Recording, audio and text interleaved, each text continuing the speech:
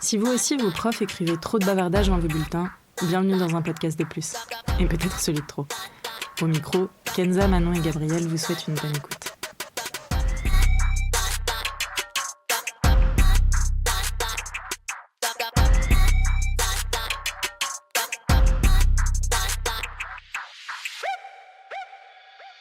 Bonjour à tous, on vous retrouve aujourd'hui pour un nouvel épisode sur prendre du temps pour soi et développer son estime de soi. Et qu'est-ce que c'est l'estime de soi ? On dirait un TED. Oula. Oui. On dirait on dirait un TED. Oh là là. Non, ça va recommencer. C'est dur à dire. On dirait un TED. Talk. Réveillez Talk. si tu veux, on dirait. Oui.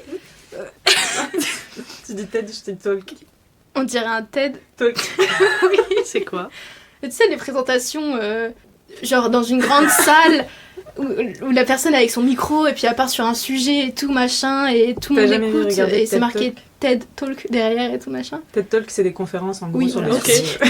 Vous êtes en train de dire que je pourrais être conférencière, Bien sûr, genre ? bien sûr. Regarde-toi, meuf. Ouh, C'est le moment. vous voulez que je le fasse ? Non. Ah mais non.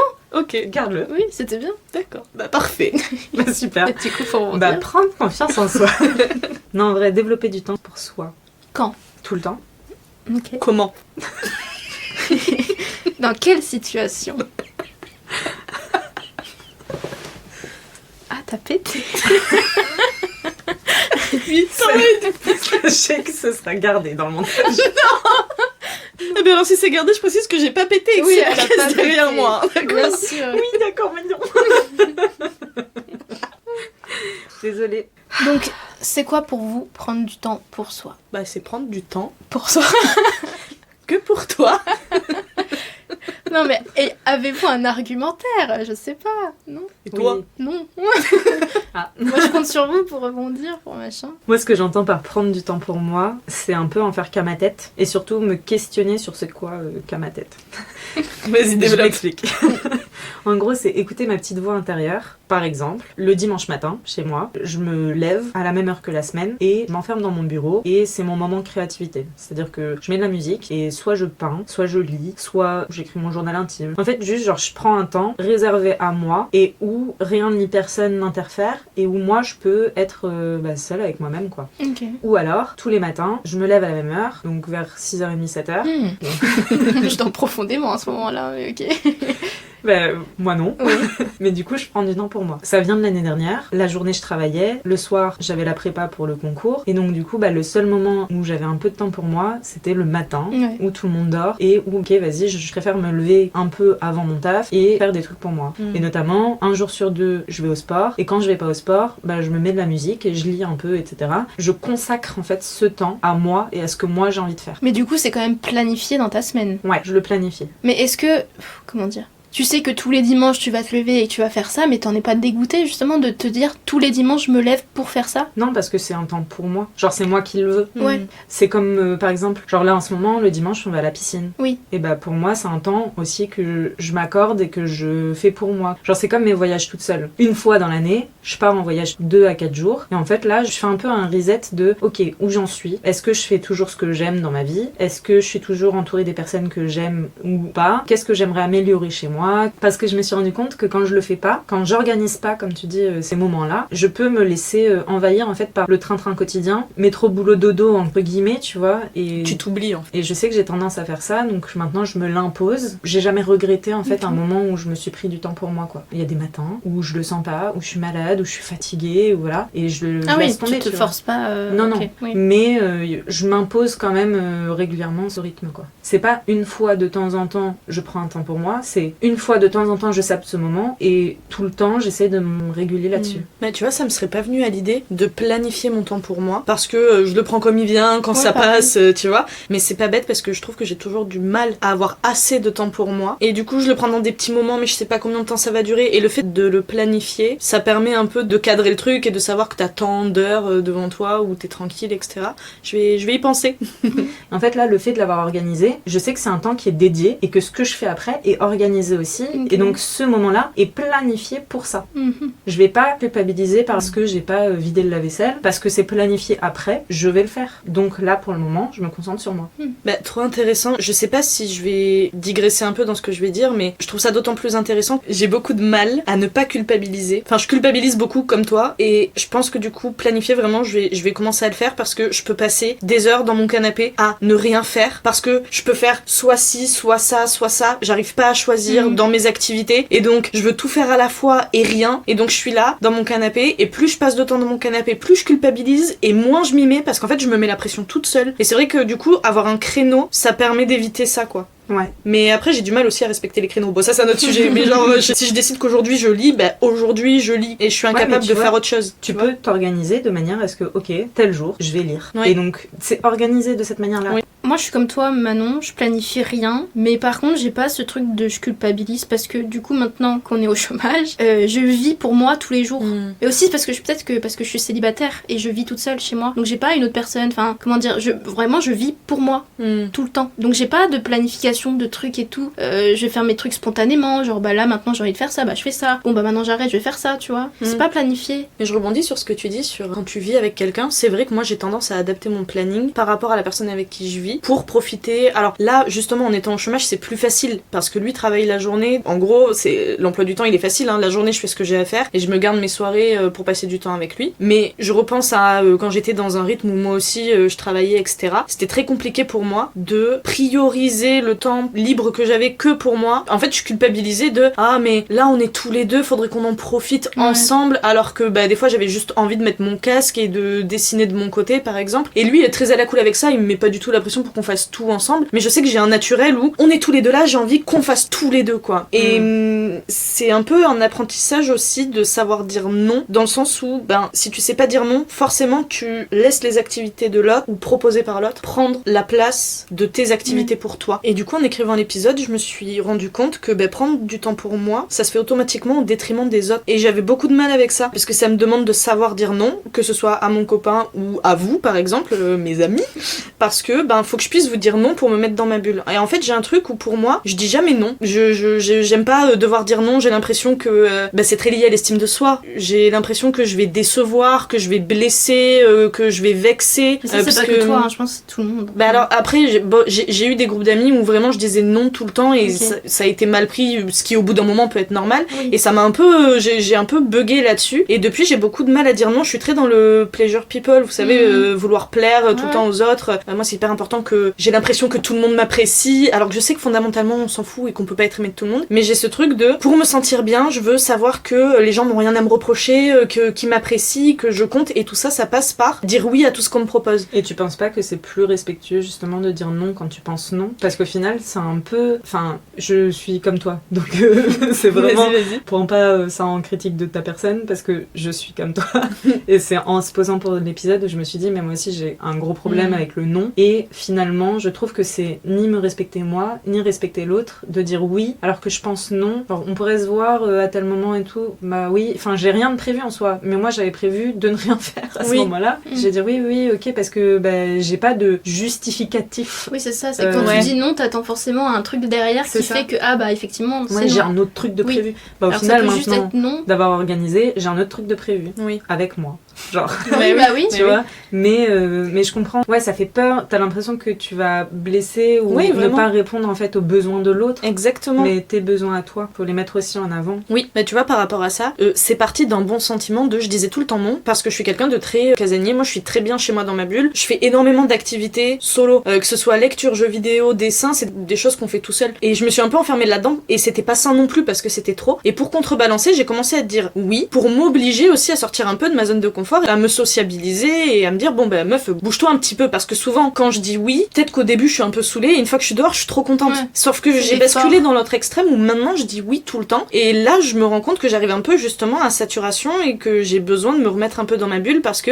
ça me coûte en énergie, j'ai pas une capacité de sociabilisation qui est très importante parce que justement je suis tout le temps en train de surpenser ce qu'on pense de moi, c'est-à-dire que je sors d'une soirée, tout le trajet je vais me dire qu'est-ce que j'ai dit, comment je l'ai dit, comment ça a été interprété, et lui quand quand il m'a dit ça, est-ce que ça cachait un message? Et ça, c'est épuisant, en fait. Mais justement, accumuler des oui peut mener à un trop-plein émotionnel, finalement, ou à un burn-out émotionnel, de j'en peux plus, j'ai besoin de m'isoler parce que je me sens sursollicitée, alors qu'en fait, il suffisait de dire non à la base. Oui. Genre, c'est le fait de dire oui qui fait que tu en viens à avoir besoin de ces moments de retrait. Bah oui, c'est... Ouais, mais clairement. Mais t'as pas remarqué qu'en ce moment, tu disais beaucoup là, j'avoue, ça va faire beaucoup pour moi, je préfère rester chez moi et tout, machin. Tu te rends pas compte que tu nous le dis, les choses? Alors, avec vous, je me permets... Bah justement, comme on fonctionne pareil là-dessus, c'est facile de faire un pacte comme ça où on sait que l'autre va pas être vexé parce qu'on est pareil. Donc ça, c'est cool. Je pense que ça vient vraiment de ce truc de je suis très casanière, on me l'a beaucoup reproché, et donc je dis oui parce que j'ai peur que si je commence à dire non, je vais retomber aussi, moi, même pour moi-même, hein, je vais retomber dans ce truc de je sors plus et je fais plus rien. Donc j'ai tendance à dire oui tout le temps. Et c'est vrai que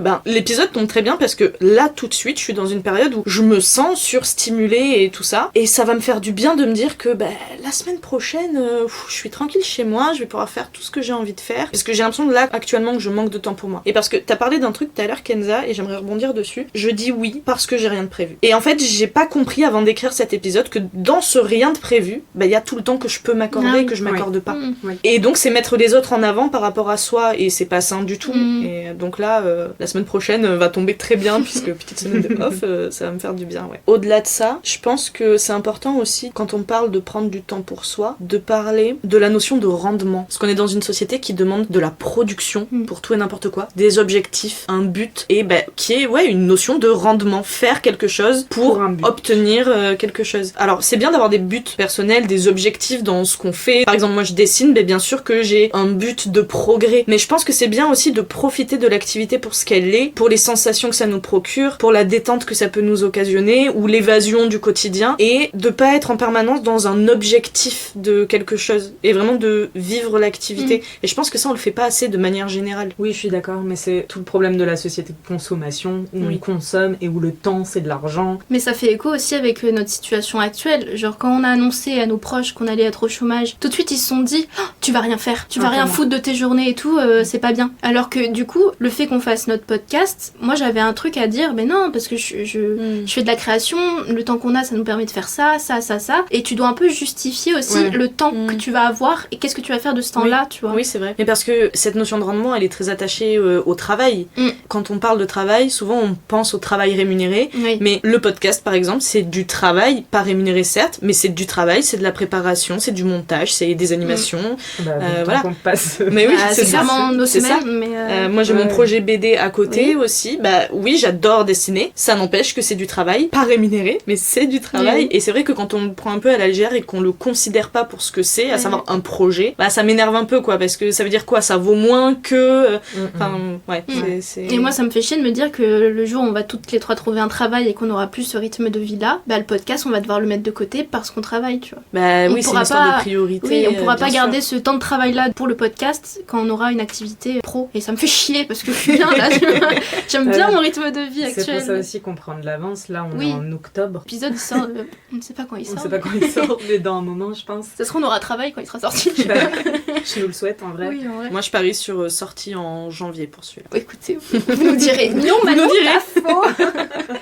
Mais oui, t'as raison, Gab. En vrai, c'est compliqué de devoir soi-même y croire comme un projet, genre se convaincre sur le fait que oui, c'est ok ce que je suis en train de faire et je suis en train de travailler, je suis en train de bosser, je suis en train d'utiliser mon temps comme je veux. Et développer d'autres compétences aussi. Oui, voilà. Et le fait de devoir convaincre les autres que oui, crois-moi, je suis pas juste en train de... Et en fait, en plus, en réalité, qu'est-ce qu'on s'en fout? Exactement ce que je veux dire. Qu'est-ce qu'on leur doit? Enfin, chacun sa vie, tu vois. Mais c'est parce qu'on a une pression comme ça de... il faut justifier ton temps libre. Et maintenant, et après. Oui. Et demain. Après, moi, je sais pas, moi après. Mais tu sais, c'est un truc qu'on peut étendre à tous les domaines de la vie. Bon là, encore une fois, je digresse un peu, mais le et après, il est constant. Je pense à la pression de et quand est-ce que vous vous mariez? Et une fois que tu t'es marié, c'est et quand est-ce que vous avez des gosses? Une fois que t'as un enfant, et quand est-ce que vous faites le deuxième? Et il y a cette attente constante de et après.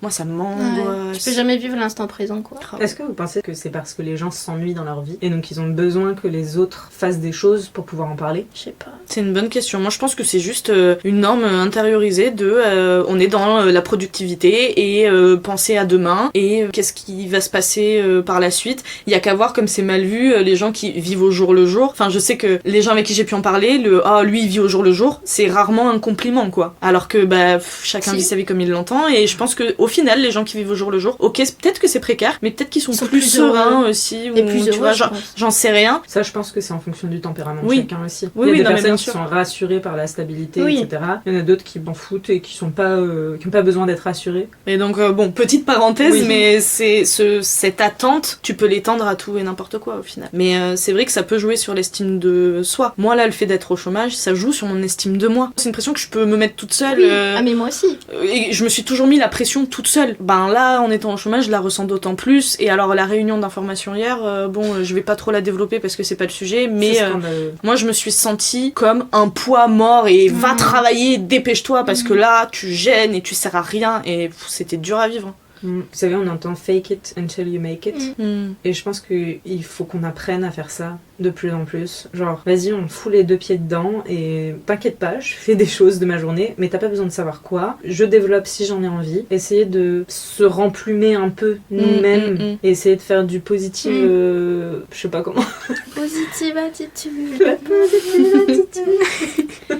Oui, mais feindre, en fait, Ouais. c'est ça. Jusqu'à ce que tu y crois, ouais. Si ça t'apporte quelque chose de positif, fais-le quoi. Ouais. Bon, si tu feindes. Oui, et puis encore une fois, t'as pas besoin. Non, mais encore une fois, t'as pas besoin de te justifier auprès des autres. Non, Toi, tu sais non, ce que clairement. tu fais, basta. Clairement. Ouais. Non, mais cette notion de même si t'y crois pas, essaie d'y croire jusqu'à ce que t'y Ouais. arrives. Crois-y toi-même parce que si Oui. c'est pas toi qui va le Oui, faire, bien personne. Donc crois en toi et le reste s'assurera. Mais ça me fait penser, il y a des exercices qui ont été développés pour être de bonne humeur, pour essayer de bien démarrer la journée. Un truc tout bête, mais c'est de sourire devant son miroir pendant je sais plus combien de secondes. Et en fait, le fait de te voir sourire, même si au début c'est un faux sourire, ça va se transformer en vrai sourire parce que ton cerveau assimile l'information et ça peut véritablement te mettre de bonne humeur. Alors oui, t'as l'air un peu con à sourire devant ton miroir, mais Bah, le fait t'es est que face à toi-même, ça c'est pas fonctionne quoi. Ouais. C'est Anna Hervère dans son podcast live là, qui disait là on est dans la crise bâtarde des 25-30 ans, j'ai l'impression que tout le monde fait semblant Oui. de maîtriser ce qu'il Oui, fait. alors que non. Alors que pas du tout. Et donc c'est pareil pour tout le monde en fait. Il y a pas que nous qui pensons ça et je pense que on Bah, est tous. j'espère. En fait, alors je me le dis souvent pour les parents qui essayent d'être parents avec leurs enfants, etc. En fait, genre je me le dis tout le temps, genre ils essayent. Oui. C'est un premier essai en fait. Ils sont comme nous, genre ils ont pas justement la science infuse et ils sont dans leur vie et ils tentent des choses. Et ben c'est pareil. Nous aussi on en est à notre premier essai dans la vie. Et ben chaque jour est une nouvelle découverte, une nouveauté. Et évidemment que tu réussis pas tout ce que tu entreprends. Évidemment que tu vas te prendre des bâches. Mais vas-y, on se relève, tu vois. Ouais. Tout finit par passer. Ah, c'est vrai. C'est difficile quand t'es dedans de Bien prendre sûr. ce recul-là, Ouais. alors qu'il est nécessaire. Mais tu vois, j'ai eu pas mal de potes qui m'ont envoyé des messages pour le chômage et tout. Enfin, pour le chômage. Bon courage. Courage pour cette épreuve. Non, mais pour savoir si ça allait vraiment, Ouais. si c'était dur en ce moment et tout. Et alors oui, c'est pas facile. C'est une période qui est compliquée. Mais je sais qu'elle est passagère. Je sais qu'à un moment ou un autre, je vais trouver quelque chose. Je vais trouver un truc qui me drive, tu vois. Qui me donne envie. C'est passager. Et c'est pas grave. Et ouais, c'est chiant, mais ça va finir par passer. Et après, j'ai passé le reste de mes jours à travailler potentiellement, Ouais, tu c'est vois. ça. Donc en réalité, vaut mieux profiter du temps présent et de me dire bon bah ok, là tout de suite j'ai du temps pour faire des trucs. Dans je ne sais combien de temps, j'aurai plus trop de temps pour faire des trucs. Autant que je les fasse maintenant. Je suis d'accord. Et voilà quoi. Sans se laisser aller non plus trop dans le ça va tomber du ciel, c'est pas, Oui, bah oui, c'est oui, pas oui. le cas. Mais être indulgent un peu aussi avec sa personne. Non, mais t'as raison. T'as raison. Je suis en train de penser à... En vrai, tu me dis t'as raison. Mais tout ce que je dis là, je le fais. Hein. genre moi aussi j'essaye de me convaincre d'y croire. Non tu mais vois. je Genre, suis la première, mais c'est quand on est exactement ensemble ça. et qu'il y en a une qui a un coup de stress ou les deux autres elles sont en mode mais non, mais Ah, meuf oui. ça va le faire, ça n'empêche qu'en rentrant chez moi je suis au bord de la crise d'angoisse parce que je suis là ma vie, mais qu'est-ce qui se passe ici, tu vois, c'est mais toujours enfin. plus facile de Tu tu parles de ton fils Pardon, c'est gars. Mais Oui. c'est toujours plus facile de donner des conseils que de les appliquer. J'ai l'impression que c'est l'histoire de ma vie, ça, de toute façon.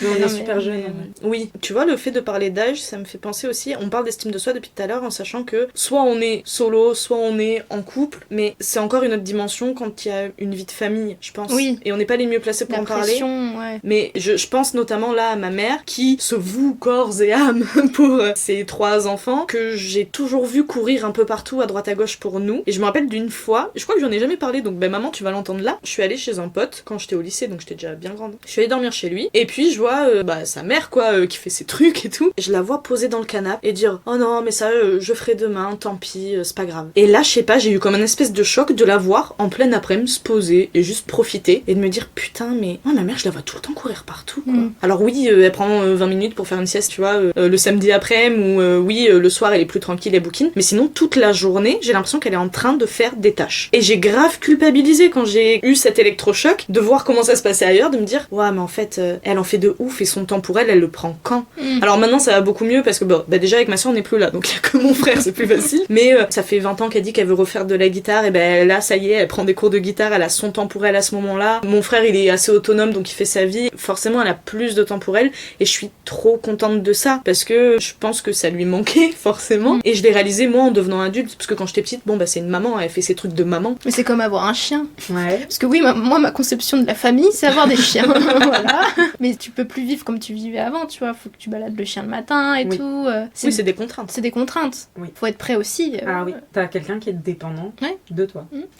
Mais quand vous en parlez de temps en temps avec ton copain de bah, justement votre chien et comment il va en ce moment, etc. Notamment quand elle était chiot, moi ça me faisait mourir de rire parce que genre je vous regardais et dans ma tête je me disais imagine il parle d'un enfant. Non. Et je te jure qu'on aurait pu non mais dans le sens où la manière dont vous en parliez on aurait pu transposer la conversation. Oui, mais non. Vous étiez là, ah et elle a fait caca ce matin et il était comment son caca, ouais donc elle est en bonne santé. J'étais là mais c'est vraiment des jeunes parents quoi qui parlent de la santé de leur gosse et Oui, ça me mais faisait non. trop rire. Oui, mais Parce non. que les chiens, ce sont des enfants. Non. Elle est ado maintenant. Oui, oui, oui. Enfin, justement elle veut pas d'enfant. Oui. Non, loin de moi. Loin de moi. C'est sûr, c'est. Bah, en vrai, c'est des. J'allais dire sacrifices, mais. C'est pas C'est le pas le terme. mot. Non. Des contraintes. Des contraintes. Après, libre à toi de les accepter ou pas, quoi. Mm. Mais c'est vrai que c'est important de se les dire avant, pour le coup, d'adopter un chien, ou un chat, ou Ou un enfant. ou un enfant. Mais oui, Mais oui, c'est Tout à fait. important d'en être conscient. Enfin bref, on a bien dévié. Oui. comme d'habitude. Bon, bah, je pense qu'on a fait le tour un peu de la question. Bon, c'est parti un peu dans tous les sens, mais c'est ça qui est intéressant aussi, c'est une conversation. Donc, n'hésitez pas à nous faire un retour. À participer à la conversation. À participer à cette Ouais. conversation. Tout ça pour dire que... Allez, on vous lâche. Allez, On bisous. vous lâche. Prenez vos clics et vos claques. Cassez-vous de ma salle de cours. Allez, ça a sonné. On dirait les profs en dépression nerveuse. Genre la veille de leur arrêt de 3 ans, tu Oui. vois. Le dernier vous cours. voir. Meuf, les profs au chômage. Genre nous. Genre nous. Ah ouais. Oh, waouh. Bon, bref. Bisous.